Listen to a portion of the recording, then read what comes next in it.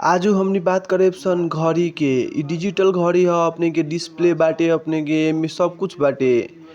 अपने के देख सकन प्लास्टिक वाला अपने की बैंडेज बाटे बांधे वाला हाथ में। इ डिजिटल वॉच है एमे अपने के गाना बजी फोन रिसीव होई कैमरा बाटे टाइम दिखाई अपने के वॉलपेपर चेंज कर सकतनी एमे। और ये अपने के चार्जर ह चार्ज करे वाला बाटे इ वायरलेस चार्जर ह अपने में सिर्फ चिपकाएम नु त अपने के चार्ज होई। बहुत ही टिकाऊ बलियो बहुत ही अच्छा बाटे इ। अपने के अगर दाम कहे तो 600 से 700 में अपने के नेपाल में इ मिल जाला। अपने हाथ में लगाएम तो एकदम प्रीमियम लागी अपने के। क्वालिटी में भी बहुत अच्छा बाटे महंगो नहीं कि 600-700 पड़ेला अपने के। बहुत ही प्रीमियम क्वालिटी में बाटे।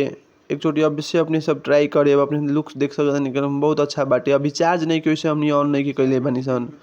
चार्ज भी करेला मिलेला सिर्फ एक रख चिपका देम नु चार्जर में चार्ज होला।